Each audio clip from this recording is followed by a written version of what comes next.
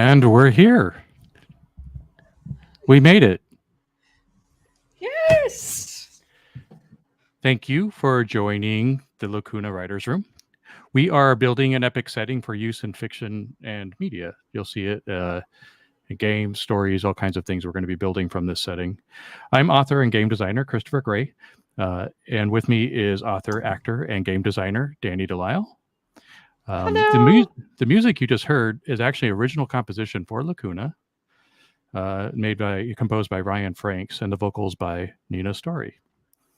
So here we are. Pretty epic. That music is really good, actually. It's really awesome. Yeah, it's kind of an earworm. I've had it playing because we're preparing for the stream. I've had it playing a lot, and I just, going to the store with that in mind. Yeah. Slowly lifting up grape nuts.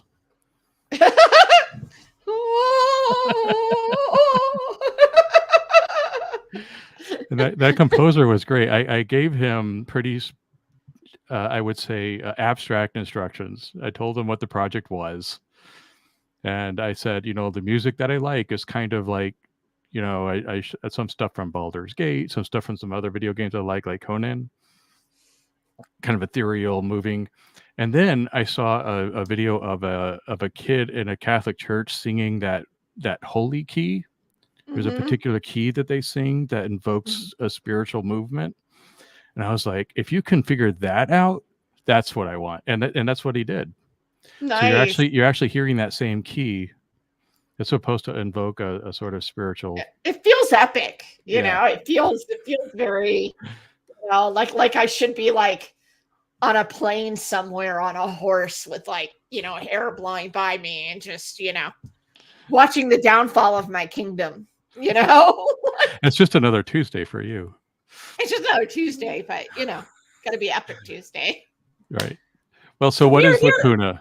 Yeah, we're here. What is this? I think that I've put very little about it out, except that it is a setting. You and I have been doing some deep brainstorming around it. In short, I think the purpose of this stream is for us to do our work, but publicly, and invite the larger community in to observe, to hang out, to think about it, to help. And maybe we all learn something more about world building and story building along the way. So we at this point don't have anything except an idea and kind of a path that we want to go, a vision, and want to use this platform to sort of build it in real time. Do you think that's fair? Mm-hmm. Yeah, I think it's a cool experiment. I don't really know how it's going to go. I have a feeling that it's going to be partially self-serving. I want to be conscious that I'd like to bring other people into the process for the benefit of understanding the process, and as creators, helping each other build and understand tools in order to be better creators. And I think in that way it can be more universal, but we're going to be self-serving in that we're going to do this by creating our setting. And Yes. And I'm okay with that. I mean, why not? I'm a Leo. I'm supposed to be very self-centered. Right. I'm a Virgo. I'm the earth. I'm the grounded, You're going to bring me back to center, probably. That's right. Nice. Yeah, this is really fun. And I don't know if there's anyone that really does this, but like, how do you build a world and how does that happen? And, what do you need to do and start your building blocks and everything? So yeah, here we are. If you're watching this, you are in on the ground floor. We have nothing but vibes, an epic song, a logo, and hope. and we have punch and pie. The problem is, I don't think Nick is in anywhere near Phoenix or Los Angeles. So he is in Phoenix. You are in Phoenix. Oh, yeah. Hi. Okay, so Nick's gonna head over. Yeah. And get some punch and pie from you, Danny. I hope you're ready. Oh, great. I do have Topo Chico, which is not quite the same. Oh, I have water. They're not sponsors yet. Well, it's water. It's just Topo Chico it's water. Carbonated. Yeah, it's good though. I like it.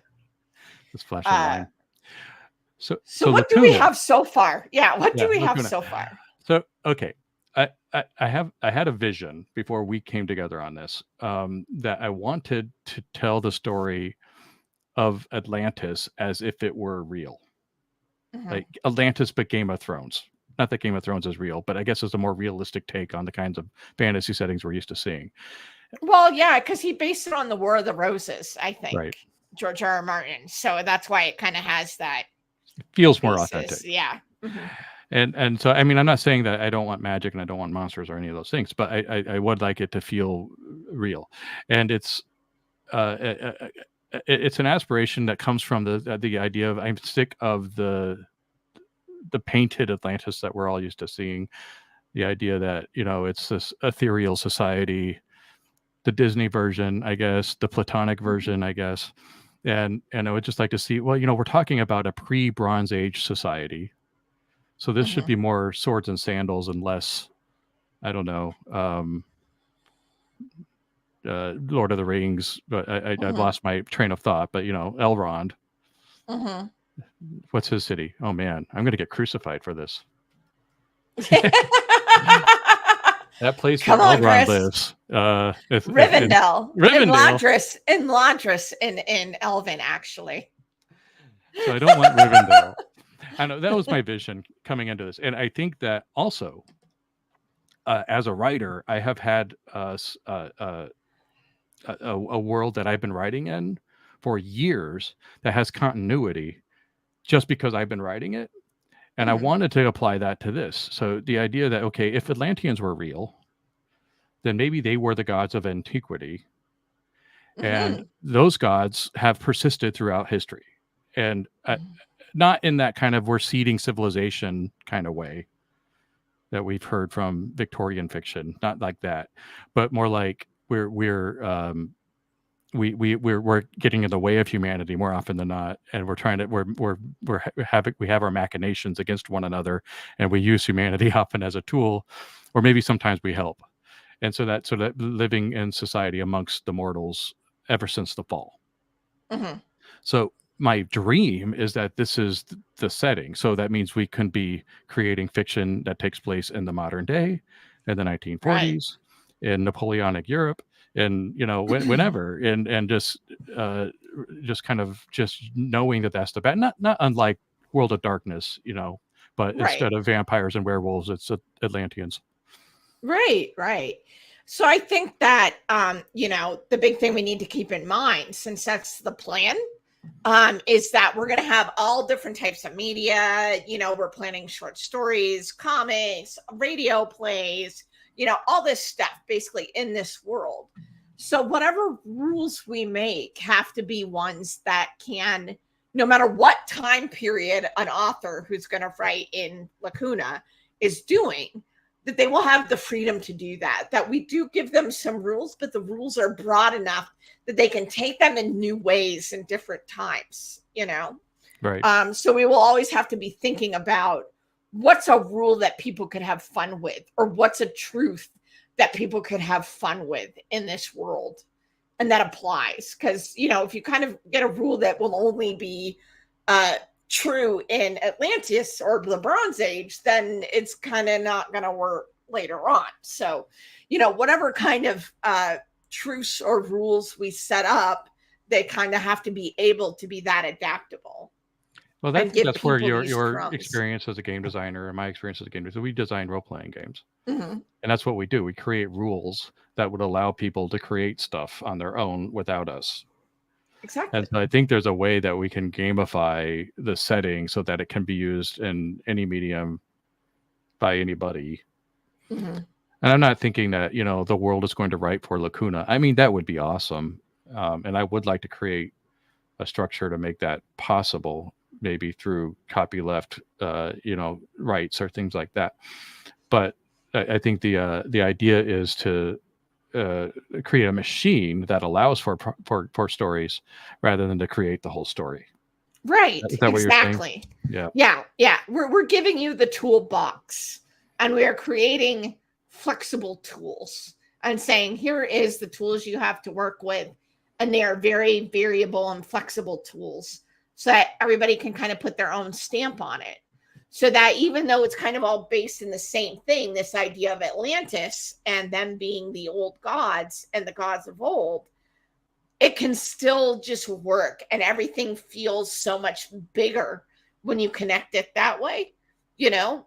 And so it will feel like this living, breathing world if you are connecting it in modern times and the others, but that connection makes sense, you know?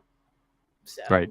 And that there's continuity, I think, is a big deal for me. I like the idea of cinematic universes and having continuity. Mm-hmm.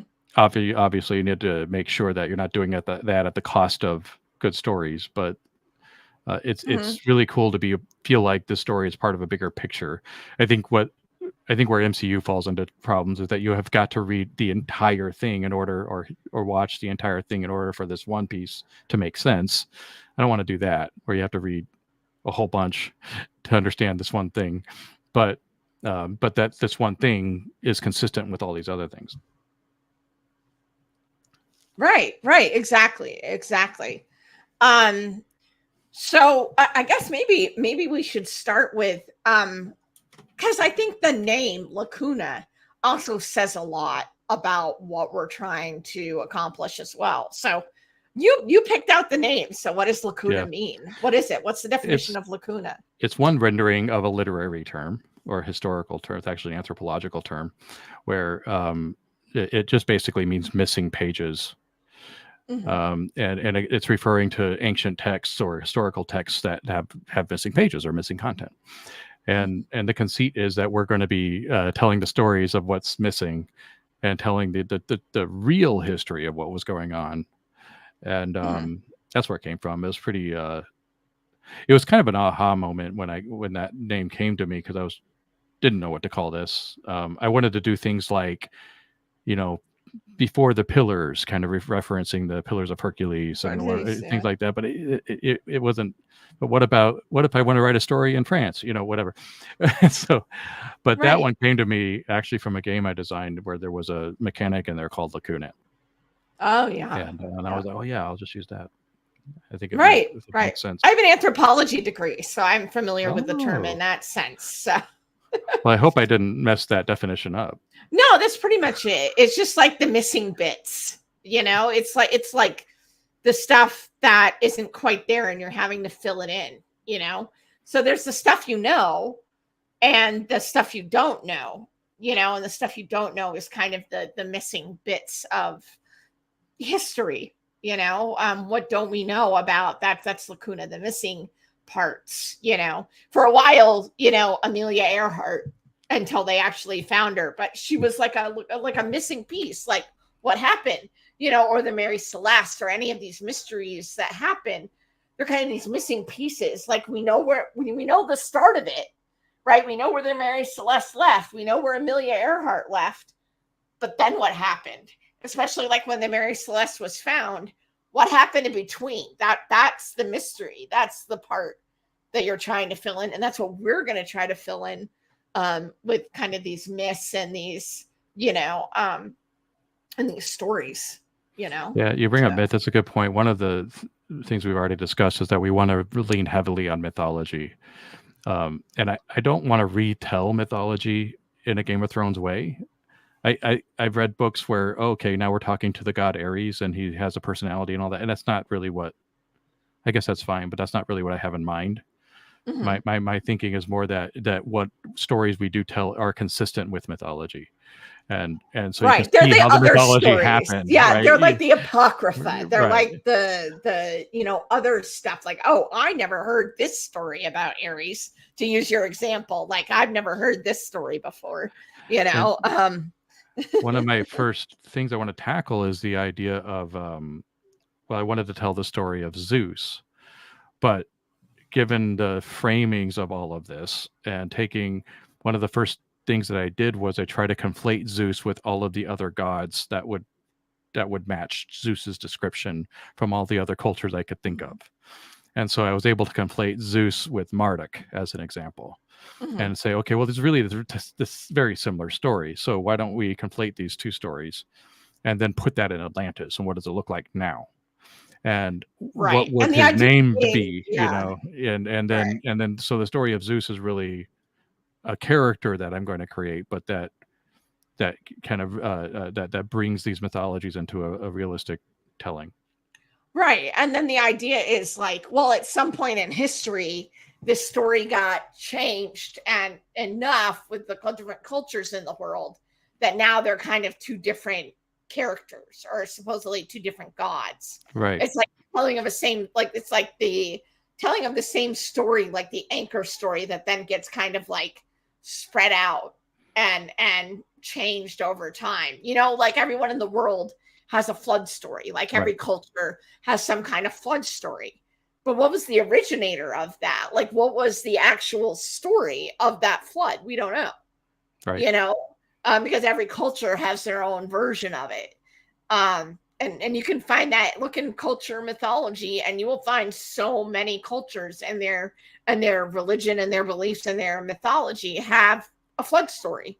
You know, but what was that? That's kind of what we're going after. Like, where Right. did So this we're going to all? have a flood story, and then it'll have Yeah. been retold in all these cultures. So in the case of Zeus, so this was the Zeus story was among the well, I'm going to call them refugees of Atlantis landing in Babylonia, and then that story was told under Marduk, but then later spread to Greece, and then you know, because the Zeus story in Greece happens, I think, a couple thousand years after the Marduk story in Babylonia, and so I'm not an anthropologist, but I would say they might be connected, and if we can make sure they're consistent with one another, they can be conflated, and Right. for the purposes of fiction, you know, the stories write themselves. Right. Right. Exactly. Yeah. No, it's really cool. It's like, you know, because when people do kind of retellings of myths or whatever, oftentimes it's kind of uh it's kind of the same but different settings, like different paint. You know what I mean? Like it's like you're going to take the story. One of my personal favorites of like Orpheus and Eurydice, and I can never pronounce that name. I feel so bad. I think I know what you mean. Yeah. And that story, and people retell it because it's kind of this classic story of love. He goes down to the underworld to bring her back and all this stuff. But they kind of just throw different trappings on it. What we're talking about is like digging into the story and the what if, and really truly kind of taking it in a different direction, you know, of what really happened. I think the closest maybe somebody came would be the book Wicked, about the Wicked Witch of the West. That might be the closest thing to the type of thing that I'm thinking of in terms of just taking the story and not just throwing different settings or different superficial stuff on it, but actually taking it and really, you know, going deep into it and like, where might that story have come from? I popped up a whiteboard because one of the things I want to start getting into as we're talking about major themes is creating sort of, in the game world, we would call it a design brief. And Danny and I are both very familiar with doing it this way. But the idea is to create sort of a guiding star for the project so that when really cool ideas come up, we can think, okay, is this consistent with our original design vision or not? And if it is, great. If not, then we should probably reevaluate it. The danger in creating a setting like this is that we can go so many different directions. I think I should add that I think we're going to start developing the world in the pre-Bronze Age so that we have a clear understanding of the foundations of the setting, where everything came from. Right. And even though the stories may not take place then, Right. and we're going to have to figure out, if we're using mythology, how to conflate various characters into one person and understand what their actual stories are. We're going to have to figure out what the timelines are. So there's a lot of work that we need to do even before we start thinking about stories. But before we start any of that, I think it's important to do a design brief. Have you done design briefs before in your game work? I have not done them personally because I've always been a freelance. I've gotten them, so I've seen them, but I've never written one myself. But I have gotten them before when I've worked as a freelancer. So this will be a new and exciting. Well, not necessarily, because I've been doing Ironbound, and we do have a design brief for that, but it was a while ago. So I think I kind of blanked, and we're just so immersed in the world now that I forget that we kind of sat there and did that. So I have done it once.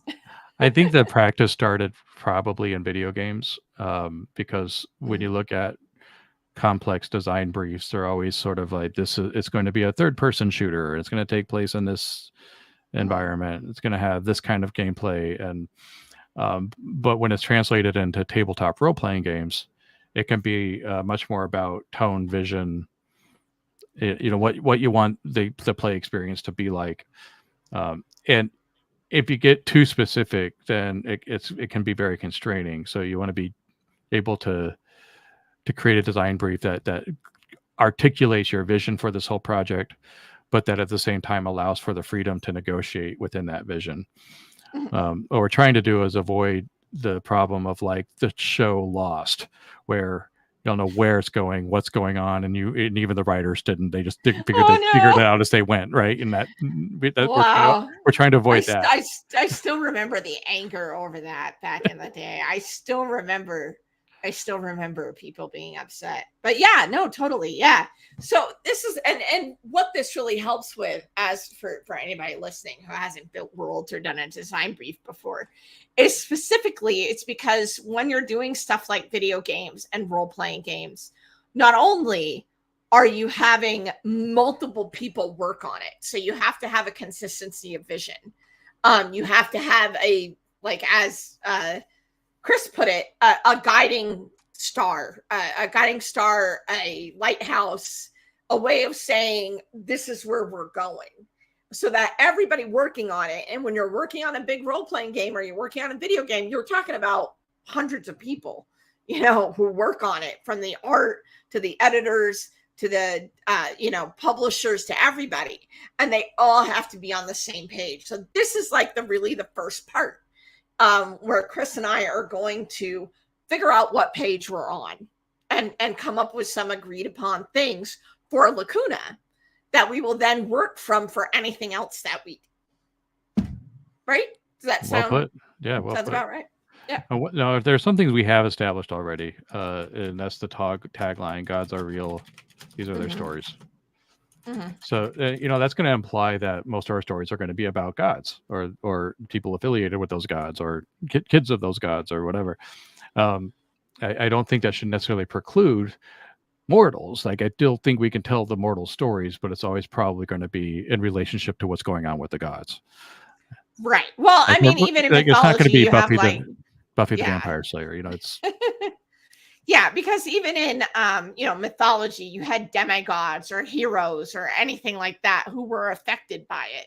So you could still do stories as long as the premise of that story for the human is gods are real and these are their stories. And so the story would be about somehow how the human or demigod or whatever is affected by that truth, that gods are real. How are they affected by it? Are they just finding it out? Is some god trying to manipulate their lives, or somebody they love and they need to deal with it? What's happening that deals with the gods are real, these are their stories? So that one's good, in my opinion, as part of the design brief, because it does say gods are real, these are their stories, but it doesn't preclude us from just talking about gods. As long as the premise is true that gods are real and that this is a story about the premise that gods are real, we're good. We're good. We can check off that box. If we have somebody with a crisis of faith, the story might be about how he's really, shouldn't be having a crisis of, maybe it's crisis of allegiance. Yeah. There you go. So I think that does. I mean, this would be, I think, the overall vision.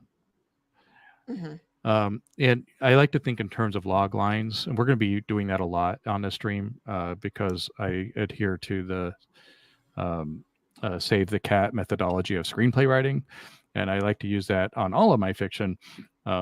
So I'm going to naturally think in those terms. But if we were to come up with a log line for our setting, I think that's probably it. Mm-hmm. I don't think we can get any more precise than that. So I guess we've done some work on this already. A little bit, yeah. I mean, the epic nature of it isn't really represented in the way that, this is, we're not, you don't know this is Atlantis. You don't know that we're talking about all of human history. there's a lot that this doesn't capture. Right. But it's the fulcrum on which everything else spins. And so from here, it's kind of like the top of, it's the pinpoint of the fulcrum of the machine that everything else is going to balance and pivot and move off from. So, yeah. Yeah, if we were to do the logline formula, it would look like I'm doing this from memory, so forgive me, but it's something like subject has it's subject wants something. Something is in the way of that. Boy, it's been a while since I've looked at this, but anyway, we wanted to add more definition to it. We could say gods of antiquity were Atlanteans, and they exist among mortals after the fall. Mm-hmm. Right.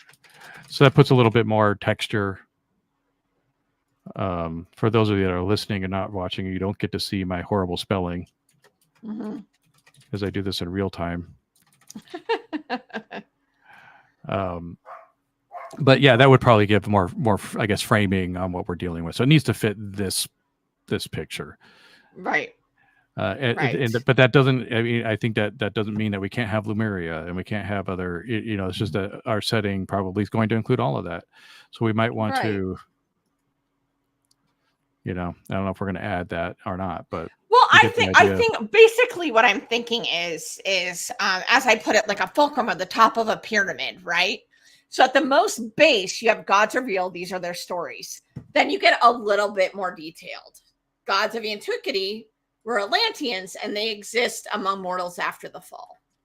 You see what I mean? Yeah. And then you can kind of move out from there, I'm making a pyramid in our little it's a little blue pyramid. It's a little blue pyramid, and it says gods are real. These are their stories, and then in the pyramid we say gods of antiquity were Atlanteans, and they exist among mortals after the fall. Right. So, and then next of that, to get even in more detail, would be their stories have been changed and moved over time as the world has gotten bigger.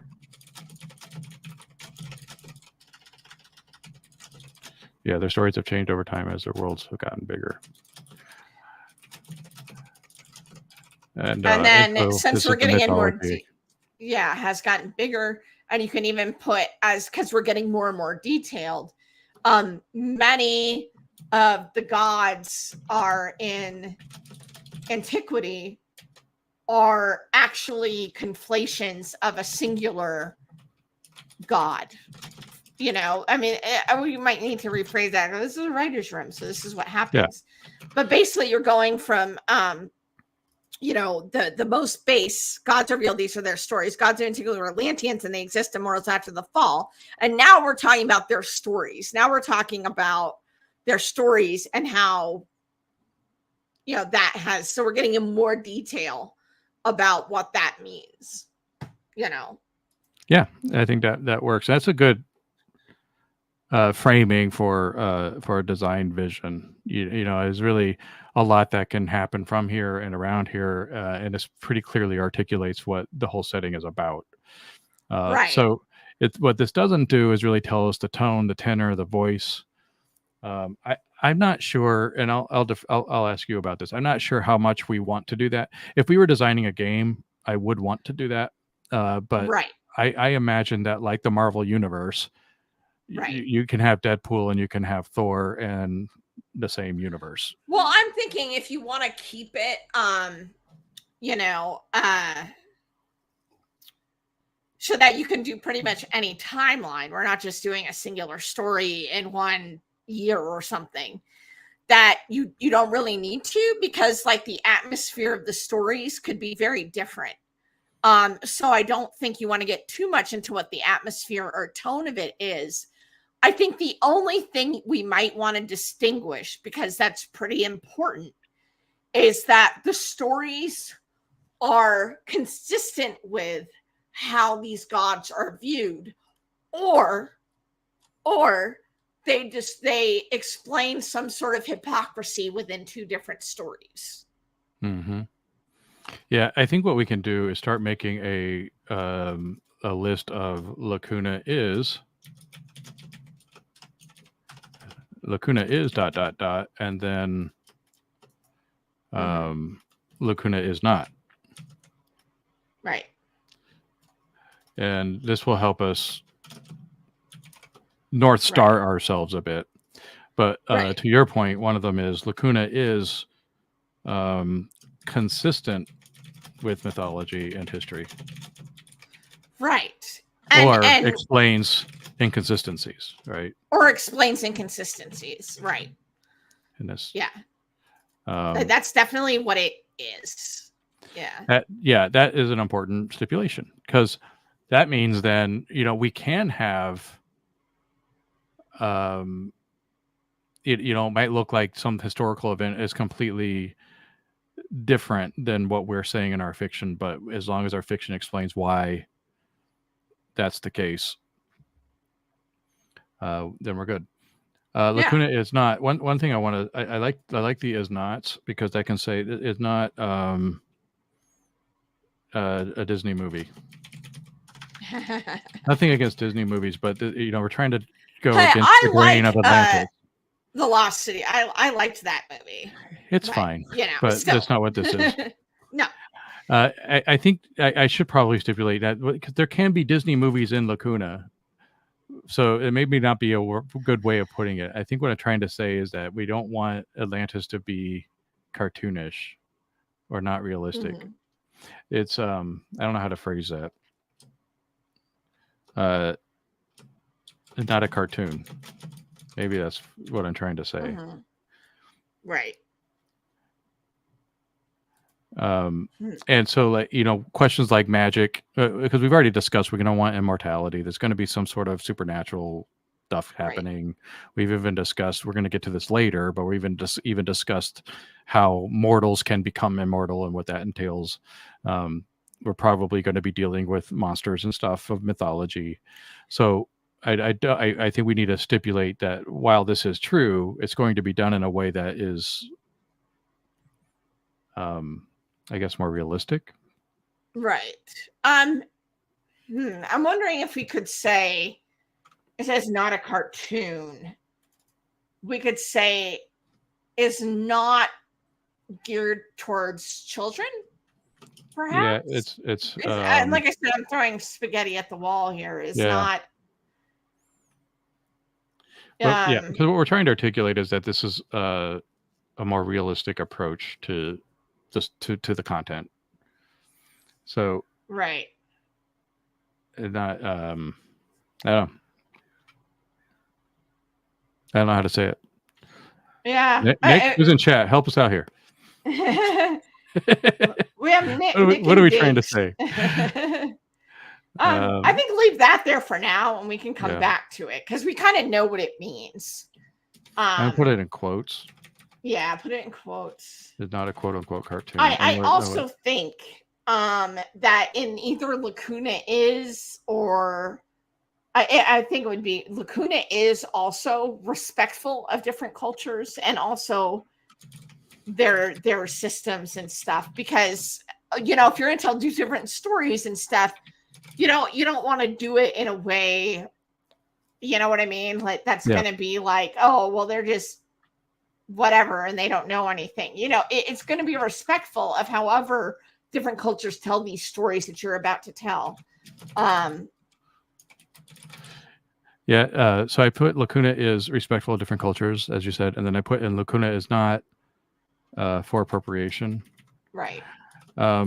And there's a point here that is important to make. I, for example, am very interested in Native American mythology, but I would not feel comfortable writing those stories. I would want somebody like my, Adam, who I know from the Appalachian community, to write those stories, who is a member of the tribes. So we have to be careful about that. as we're building the setting to make room for it, Mm-hmm. but not to appropriate it. The stories I'm looking at in particular are mostly Egyptian, Babylonia, and Greek. And so there's Mm-hmm. definitely waters there that needed to be tread carefully. Mm-hmm. Yeah. So that's kind of a meta one, which is we also do in these design documents. We're talking about both content and how the content should be used. Right. I mean, this just gives us a way where if we're looking at something and we're questioning whether or not, it's it's part of our, this is what Lacuna is. It's part of our design that these things have to be respectful and done in a respectful way. No matter what you're doing, and no matter who the god is, like it's got to be, it's not like we're saying they all have to be good people or whatever. It just has to be done in a way that shows that they are people, and be respectful of that, Yeah. I Yeah. want to add that Lacuna is a place of magic and monsters, but I want to qualify that in a way to say that it's not that if magic and monsters were real, this is what they would be. You know what I mean? Not exactly sure how to frame this, but the idea that we'll definitely have things like hydras, but it's going to be it's not going to be Clash of the Titans hydra. It's going to be something that's probably an actual a Neolithic monster that's in the ocean. Right. So if there's a way to that phrase somebody that, would have been like, that's a hydra, and that's right. how the story got told, right? Like, yeah. But I'll put for now, but a realistic take, and then we know what that means, and we can probably refine the language. Yeah, I mean, like I said, hey, you're in a writer's room, y'all, the folks that are watching this. So this is kind of what happens. You kind of throw it out there and see how it feels, and then kind of come back to it and refine it as you guys start talking. And I should add that this document we're making, this design document, these are supposed to be living documents. They're not something that it's in stone. We're only going to do it this way. It's really a way to test our ideas against something. So think of it more like a baseline, and then it grows over time and it changes over time. One thing that we have to be cautious of is if we're changing this document, we need to be very deliberate about it. Because, Danny, our original intent was this. The thing we're doing here goes against that intent. Do we want to change it here, or do we want to change the thing we're doing? Do we want to change the baseline, or do we want to change the thing we're doing? And we have to actually have those conversations. If this baseline didn't exist, then we could potentially be all over the place. Right. And for those who are listening and not watching right now, we have a blue pyramid with gods are real. These are their stories on top. And then in the pyramid, we have 3 levels. Gods of antiquity were Atlanteans, and they exist among mortals after the fall. Next, their stories have changed over time as their worlds have gotten bigger. And 3, many of the gods of antiquity are actually conflations of a singular god. These are kind of more, as you get down to it, more specific things about the gods and the characters that we're going to be writing about. We also have 2 yellow sticky notes with Lacuna is and Lacuna is not. And right now we have consistent with mythology and history, or explains inconsistencies, respectful of different cultures, and a place of magic and monsters, but a realistic take, for one. Under Lacuna is, and under Lacuna is not, we have is not a cartoon in quotations and for appropriation. Where we're going to probably come back to a place of magic and monsters, but a realistic take, and is not a cartoon. As we refine kind of what we mean and how to get that across. Because part of it is Chris and I may know what we mean, but what we got to do is communicate that to somebody who can't talk to us, right? So we're kind of on the same wavelength. We get what each other means, but we got to communicate to people who are not here. We got to be able to give them this, and they'll be able to understand what we mean when we say that. So while this may just be good if it's just Chris and I, but since we intend to have more writers and more people and more artists contributing to this world, we need to make sure that it's at least understandable for a majority of people, what we're after, and vagueness really doesn't do well for that, I Yeah, speak well from put. experience. I speak from experience. Yeah, well put. And you've had to work with design documents like this before, and you've had to tackle inside communications or inside jokes, but with no context, no idea what they mean by that. So precise language is important. We're not going to spend all of our time figuring that language out now, but we will. This is a good question. I'm going to bring this up front. Nick has asked, is there a medium you don't think Lacuna would be well suited for? I don't know. I mean, I think we're kind of going for comics, stories, novels, paintings, My initial TV. idea is thinking as games and novels, short fiction. Yeah. Would it even radio dramas, that kind of thing? Is there a medium I don't think it would be suited for? No. We're going to do all mediums now. Nick, it's going to be everybody. All stories. Every last one. Yeah. I think that we have to be careful with academic audiences because we're going to be, dumping on all of it. It's not going to be accurate to mythology. It's not going to be accurate to history.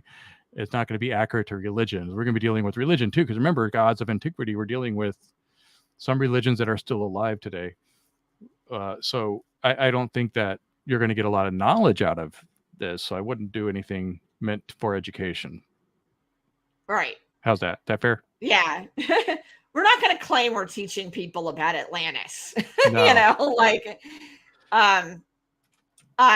You can even put that under, Lacuna is not. You can even put it under there. It's not, for academics or educational purposes. It is fictional.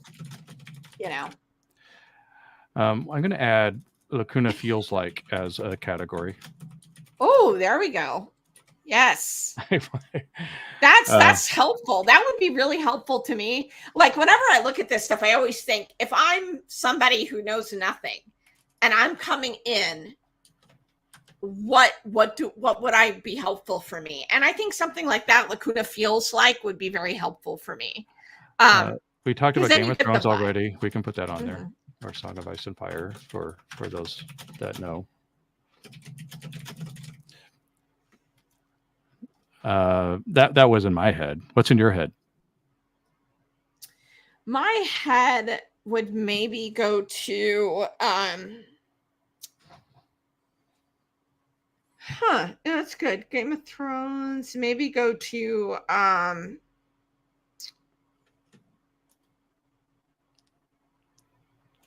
do you think there's some American gods here? Yeah, I think American gods, something like Troy. Like what? Troy. Did you ever see the movie Troy? With Troi. Troi. Yeah, it was about the Trojan War. Oh, Troy. I heard a K at the end of that, and I was like, I don't know what that is. Because it wasn't like historic, but they tried to keep it like based off of. Oh, here's a good one. There was that movie and it had Ian Graffood in it and he played Lancelot. And it was about the theory if Lancelot and Arthur were actually Roman soldiers. Mm-hmm. And it was super gritty. It was like a gritty, like Merlin was actually like a druidic shaman or something. I kind of remember that. I don't know what it's called. That would be we have another comment. So the example Nick brought up was genre in terms of genre and media, high fantasy versus swords and sorcery. I think that at least in the beginning, as we're dealing with the Bronze Age, pre-Bronze Age, this is more swords and sandals kind of like high fantasy wouldn't work, I don't think, in this setting. I think it could in the right angle, but we're not going to have Lord of the Rings style, monumental battles against good and evil. Good point. Right. Yeah. The movie was King Arthur, 2004. I was also thinking like the 13th Warrior.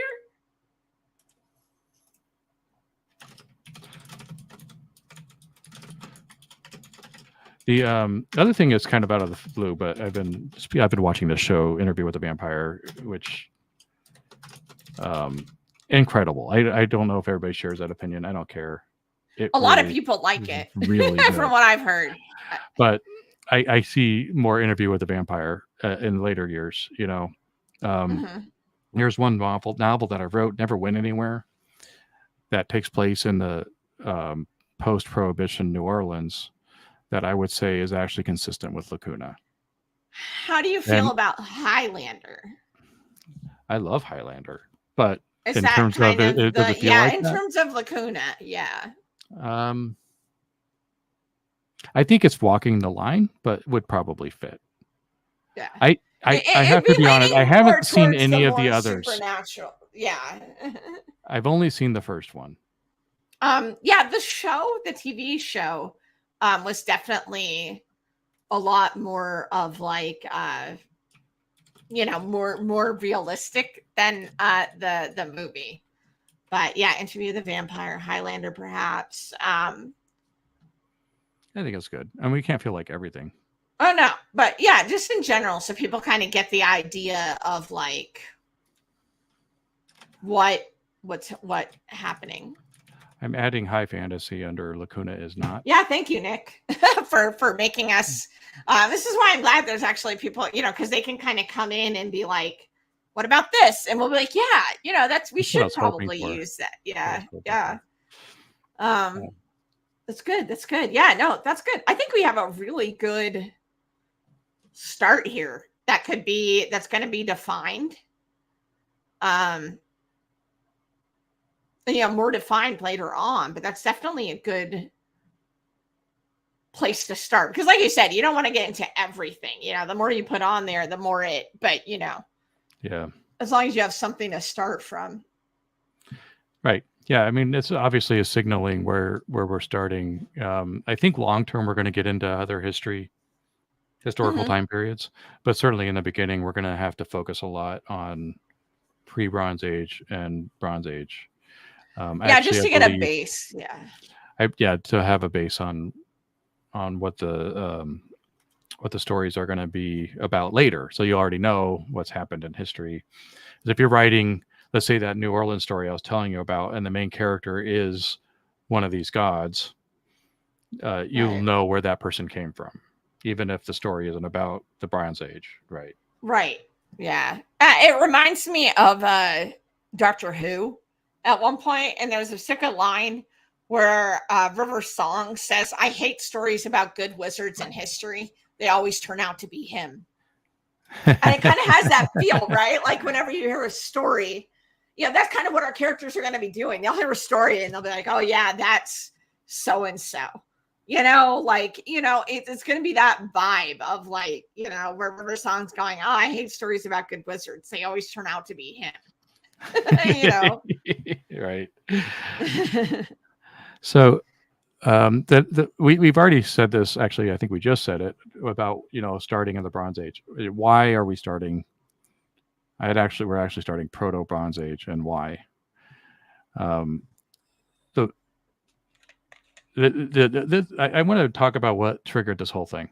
I was trying to do the math. It must have been about 20 years ago. I stumbled upon this website that changed my thinking about Atlantis altogether. And I want to be clear that I don't necessarily believe, I'm agnostic about Atlantis. I don't know whether it existed or not. Actually, if the academic in me believes that Atlantis was a retelling of the Minoan civilization's fall, earthquakes and all. And I think that was the Minoan civilization was very, very advanced for the time. And to the Bronze Age Mycenaeans, they would have looked like gods probably. And when you look at the stories of the Minotaur and all of that, King Midas, those are all Minoans. So that's what I think it was. But the creative in me likes to fantasize about the Atlantis. And I read Plato, and I read a lot of the Edgar Cayce, who I think the audience may not be as familiar with him. He was known as the sleeping psychic, and he was around. Oh, I can't remember the time period. I'm gonna have to look that up. but I want to say like the 20s and 30s. I could be wrong. I probably shouldn't spout that without fact checking it. But anyway, he was around in the modern era, and he was known for falling into these trances, and he would. This guy was for real, by the way. I mean, this wasn't just some act. He would fall into these trances, and then he would spout prophecies. And then over his long life, the people around him would record all of his prophecies, and he prophesied all kinds of stuff. He was a Nostradamus type of prophecy guy. But one of the things he talked a lot about in his sleeping state was Atlantis, and he had in his sleeping state kind of created this entire history and world with full characters and everything, all about Atlantis. And so it's fascinating to read Edgar Casey. Whether or not you believe him there's a whole society around him now. Right. Whether or not you believe him, to me, is beside the point. There's like a society. There's groups. There's clubs. Yeah. There's all sorts of stuff. Yeah. By the way, he was born in 1877 and died in 1945. Okay, so I was right. 20s and 30s. Yeah, I'll take it. That's a win.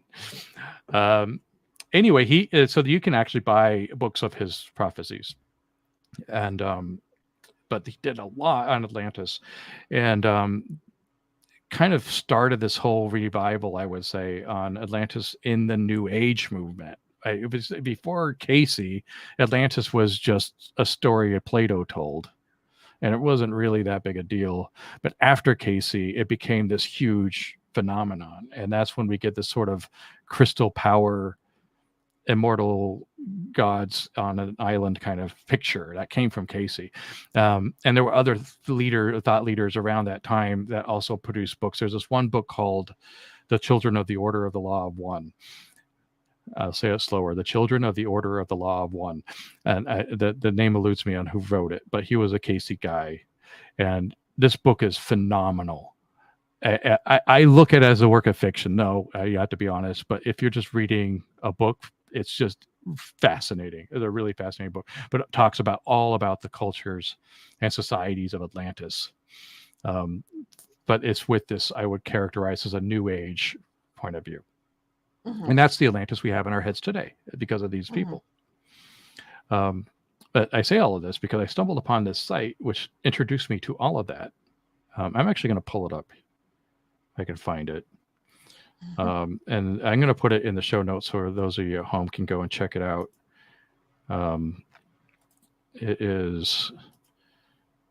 There's this, I don't even know how to characterize this person, but he has done all kinds of research on Atlantis for quite a long time. And he put out this site called Was This Atlantis? His name is Walter Smith. And we did a little bit of looking into him before the stream. I've never actually looked much into him. He has a book out that came out in 2011 that talks about all this. But I stumbled upon this site, which is called Was This Atlantis? And it just is a research dump of everything that he's learned about Atlantis and then the conclusions he drew. He includes Edgar Casey in his research. So, obviously there's some speculation, how serious is this guy's research? I never looked at it as an academic thing. So that stuff doesn't really bother me or interest me. I'm more interested in the stories that can be told within this framework. And this is what started the whole idea, Was This Atlantis? And my favorite thing is the continent. I'm going to try to pull up, see if I can see the page where it shows the continent. So if you're listening to this, you got to look this up. There is a map rendering of the Atlantean continent in the middle of the Atlantic, and it's basically the mid-Atlantic ridge if it was elevated. And this guy's theory is that a meteor hit around late 9000 BC, somewhere near the Gulf of Mexico, and sunk the ocean floor. Mm-hmm. And so this continent, all that's left are the Azores. And this picture of Atlantis, it seared into my consciousness. And this is the story I wanted to tell. And in fact, I wrote novels that took place here. But I found even after writing 3 novels that I couldn't even tap the potential storytelling of this picture. So that's when I decided, after years of looking at this, that I'd like to make it an open setting with all kinds of media that can tackle it from any number of directions. Mm-hmm. Was this Atlantis? It's really fascinating stuff. Yeah, that's cool. Yeah, hopefully we can leave the link and stuff in the show notes so people can look it up. Write down the name of the books and stuff that we mentioned, so people can do that. So this is if we use this as our point, now we have to construct a timeline and what actually happened, and that's, I think, going to be the subject of our stream next week as we really start assembling the timeline. But we can start doing sweeping statements, because this has to happen pre-Bronze Age. So we can deduce that roughly about the times of the rise of the Assyrians, etc., there was already a society fully bloomed in the middle of the Atlantic, and possibly in the Pacific. We haven't even gotten to Lemuria yet, which is adjacent to this. And the continent, when you look at it, I'm going to describe it a bit. It's this long, slender continent that starts probably just north of Nova Scotia, latitude-wise, and goes all the way down to probably Florida.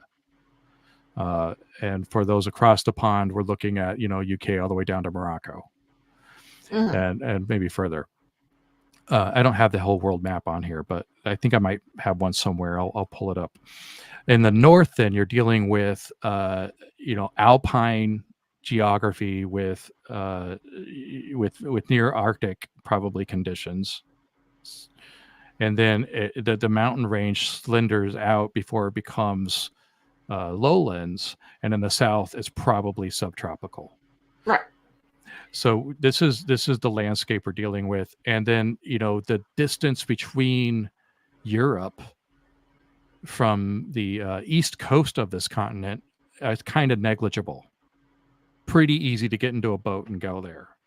I would imagine the waters would be something like the English Channel in terms of treachery, so it probably wouldn't be that easy, but it'd be way easier than when the Vikings did it. And then on the south end, the connection to the Caribbean is going to be extremely close. So there's a lot to be said about transcontinental activity pre-Bronze Age between what will become the Americas and then what will become Africa and Europe. Right. So it's a really great starting place. I mean, that's why I want to do this. It's so exciting to me that would be the stage. Yeah. No, agree.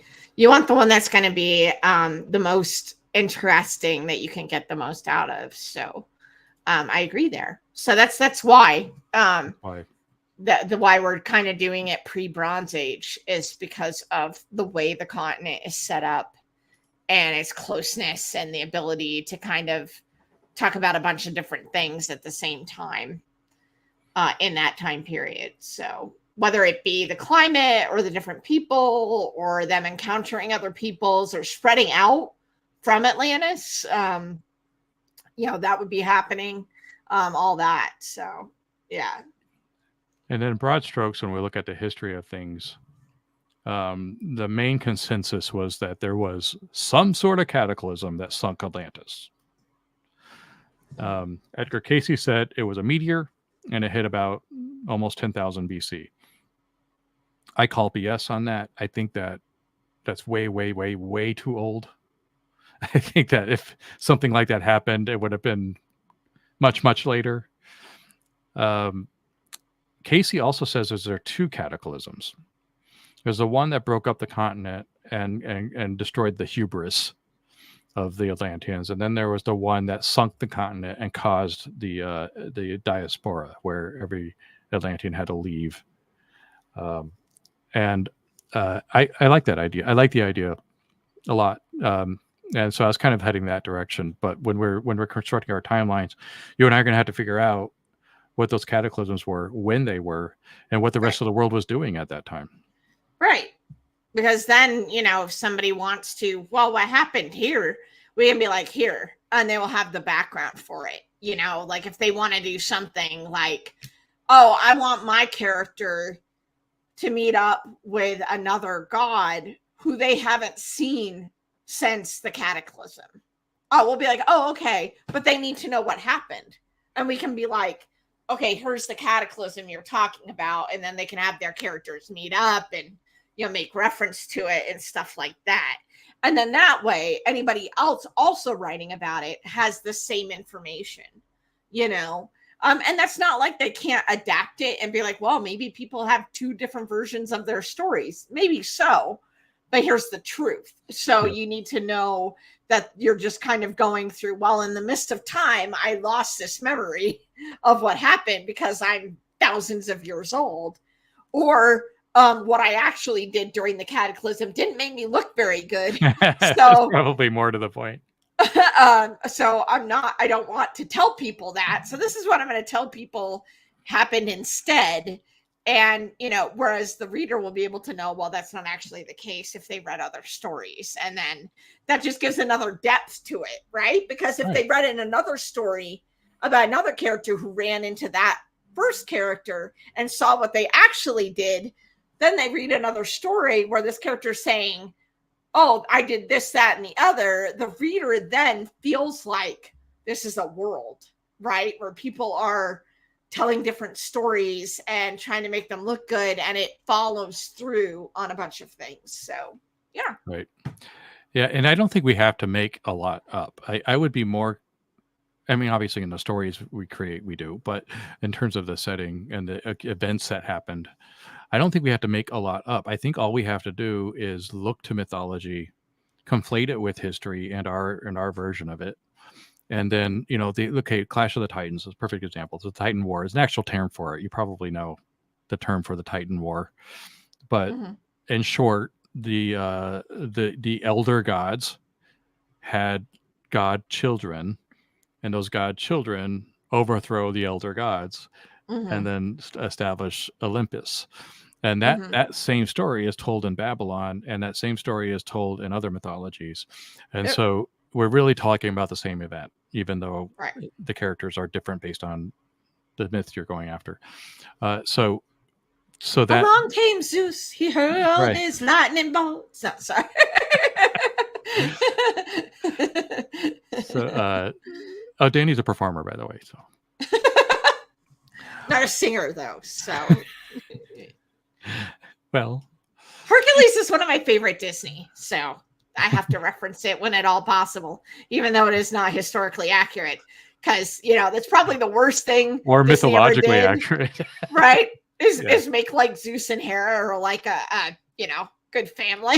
I mean, that was probably the worst lie they ever did, but I still like it. So I think Russell Crowe's Zeus is way more realistic. Truth, right? Truth. That's what I'm saying. I'm like, look, people are making fun, but that's Zeus. That's the stories. That's the stories. If you don't know what he's referring to Love and Thunder, the Thor movie. That's Zeus though. Like you look at it and you're like, yep, that's about right. He was a better Zeus than he was a Javert, and I'll leave it there. Right. Yeah. Well, so yeah, the overthrow of the Titans, that's one moment in history, in our history, that can be universal across all mythologies that everybody's referencing. We just have to establish the truth of that and where it happens in the timeline, and where it happens in the timeline and where it happens geographically. And so I don't think we have to make up a lot. In fact, I'd rather, if we could, take our cues from mythology and say, well, what is the real, quote unquote, version of this mythological story? Right. Because one of my favorites is Tiamat, the goddess, not the dragon. Yeah. Well, look, that's where freaking Gygax was taking all his crap from anyway. So right. Let's just admit that right now. And just throwing his own thing out there, I guess, without doing the right world building work that we're doing.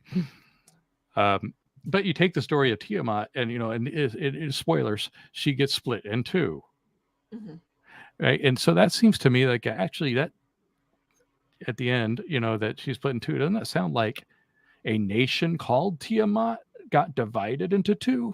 Doesn't that make more sense? And so that's kind of where my There head you goes when I'm go. looking at Yeah. mythology, is like, what is the real story here? And did Adam of the Bible live 900 years? Or was it the name Adam that was passed on for 9 generations? Right. You know, and so these are the kinds of, I think we can do that kind of thing with our Right. history. Yeah, and I agree with you. Like when we're kind of coming up with this, maybe have like 2, 3 broad stroke items that are the truth. And then, then kind of like whatever else, you know, um, is there, work with it. The cataclysm was this kind of thing. It happened here and it happened this time. Right. Like and then that's kind of it. And I think that works because that gives people like to work from and stuff. If we say, oh, it was a flood that happened this time and, started here, and then just kind of let people, work from that. And then It's a as good point, people because write we don't about stuff, yeah, we don't want go. to dictate everything that happens, because then where's the storytelling? Right, You're right. right. That's a really good point. Just kind of like highlight notes of here it is. And then we'll be adding to it because as people go in the world, we also want it to be consistent. So if you have somebody write a flood story or a flood comic or an audio play that has to do with like the cataclysm that say was a flood, not saying it would be, but let's just say, then anybody else who wants to write about that now has to kind of make sure that according to our brief, that it fits with everything else, or it explains inconsistencies with that story. So not only are we trying to be consistent with history and mythology and what's actually in anthropology and what's actually there, also within the context of the stories that we're telling ourselves and the media that we're doing ourselves. So I'm glad you brought that up, because this is where the game design comes in. I think that while my inkling might be to go and say, this is everything that happened over 6,000 years. These are all of the people involved. And here is an encyclopedia about everything. If I were to do that, that kind of removes the purpose of this whole project. The game design comes into, how do you give people enough platform in order to create their own content and have the guardrails there, but that doesn't define what their content has to be. Yeah, we always call it breadcrumbs when I've been working as a freelancer. You want the breadcrumbs. You want the little stuff that's left over, and people say Zeus disappeared for 2 years after that. Some say he was doing this. Some say he was doing that. Some say he was doing this third thing. You decide what the truth is, and then somebody comes along and plays with it. Oh, what was Zeus doing between those 2 years? Yeah. Probably, let's be honest, but Yeah, and if you want to produce your film noir, you just need to know the broad strokes anyway, right? And you can just, as long as you're consistent with that and the design vision, you're good. I love it. Yeah. So we're going to start our own projects within the setting. I'm going to write something and Danny's going to write something, and we're going to use the stream to not only world build everything we need in order to write those specific things. Again, we're not going to build everything, just enough for our projects, right. And then we're going to also writers room story build each other's projects, and then we're going to write them, and that'll be the first go with this. But that's the process that I want to develop on the stream so that anybody can participate. And the idea is that we'll have creators contributing to this, or just people tuning in to see how we're doing it. Maybe that could apply some follow along, read the results. Oh, Chris was writing this story he talked about on stream. I wonder what happened with that. Oh, here's that story that we were talking about. He's finished with it. Here it is. I'm like, oh wow, now I see how it went from us talking about it and not to this final polished product. And I think that's really neat, for sure. So some of the things we'll have to do is some of the how the one of the bigger ones we talked about, at least for me, was going to be the gods and their children. like how did the elder gods and the children, how does that work? And the immortality, and what are kind of the things about that, was going to be the next kind of thing that we're going to have to talk about.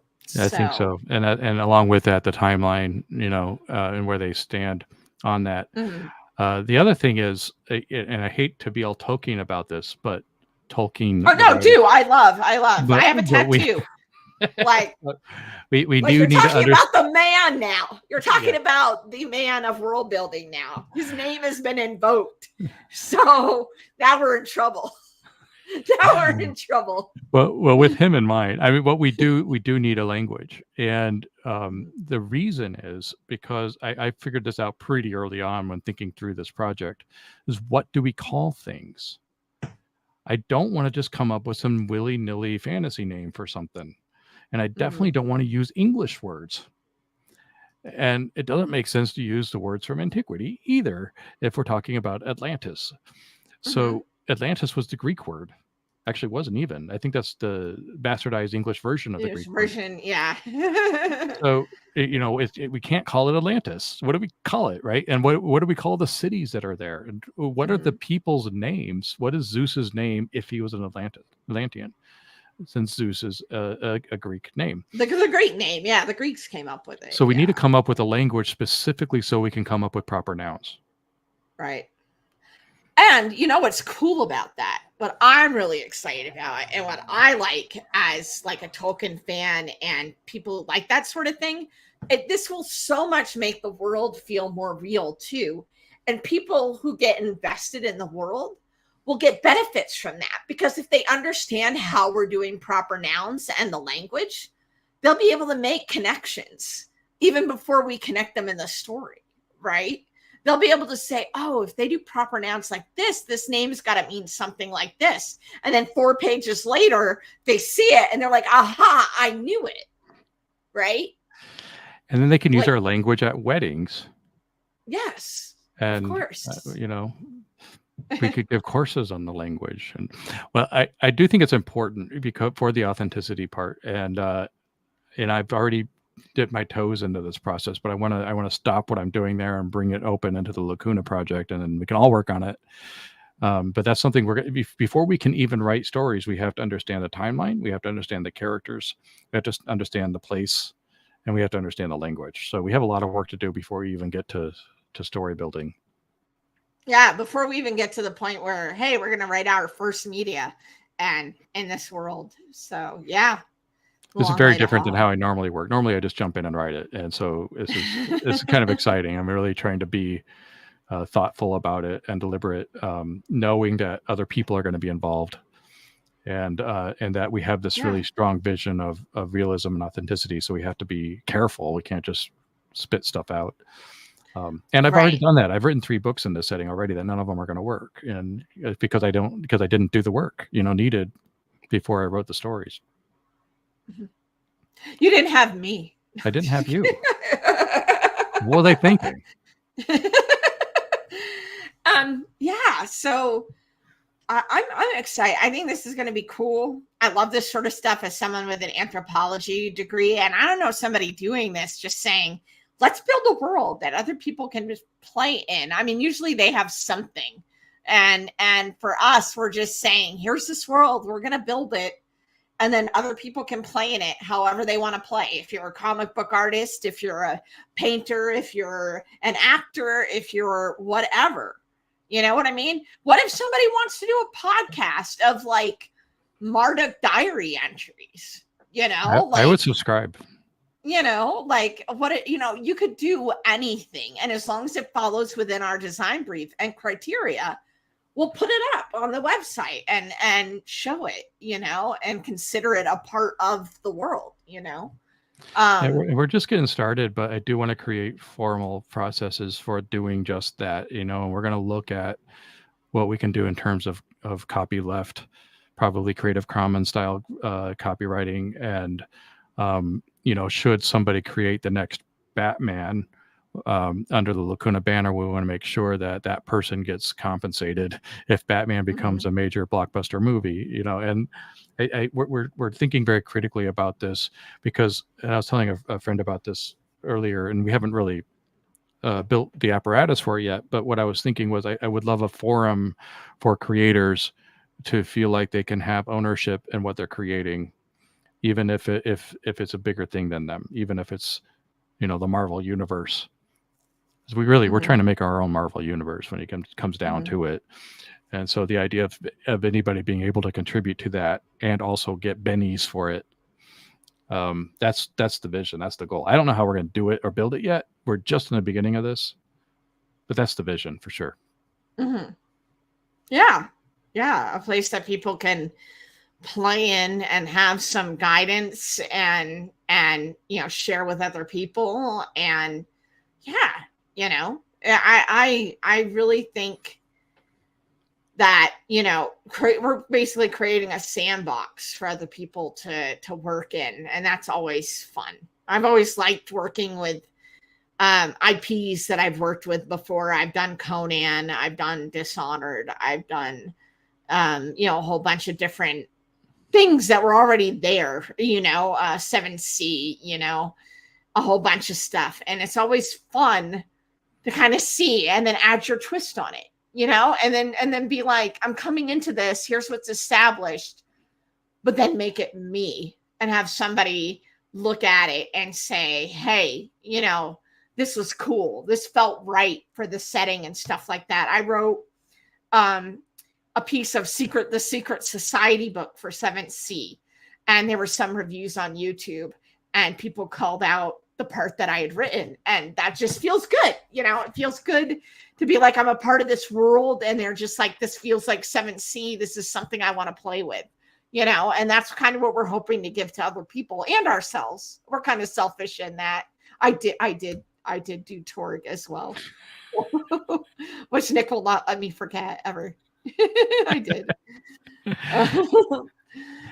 So, that's what we're kind of hoping to create for ourselves and other people, like I said, a little selfishly, we want a world to play in too, so, but for other people to come in and play with us, maybe one day we'll have, 5-6 people on these writers streams and, these writers rooms, and, we'll have 6 of us, spitballing, helping somebody with something they're working on, and we'll have commenters, saying stuff as well, so not only bringing the writers and artists into it, but allowing people who are just watching or want to read it or see it also give input and encouragement and stuff, which is in low supply when you're a creative. Sometimes it can be a lonely business, just sitting in your room and tapping away.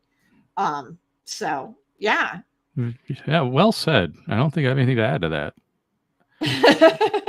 that. We had expected the stream to go for 2 hours, but I think we're kind of wrapped up because the next conversation probably needs to be about timeline, and that's going to be a whole thing. Yeah, that's going to be a whole thing. So if we can on the next episode get through the timeline and understand what happened in the history of Lacuna, and then maybe we can start talking about the people, the major players involved. But we're gonna have to also get into the language and some other things. So I think we're probably at a good point to wrap this up. What do you think? Yeah. I think we set out, we started. That's my mom. In the comments, that's my mother. And she says, I quote, that she is very impressed. And there's a heart emoticon. Yes. Very nice. There's my mom commenting. Thank you for tuning in. That's really great. Hi, Mother. Hello. So yeah, I think that's about it. We kind of did the what is it, what are our goals with it and everything. And next time we'll kind of get into timeline and what happened and kind of, do some truths about those that we're going to keep consistent and some of the characters. Yeah, we're gonna aim to keep this going at the same time slot every Sunday. Obviously things might change, but we'll start there and we'll just keep chugging on. I do have a formal outro here, so I may as well read it. This has been Chris and Dannie in the Lacuna Writers Room. thank you for joining us.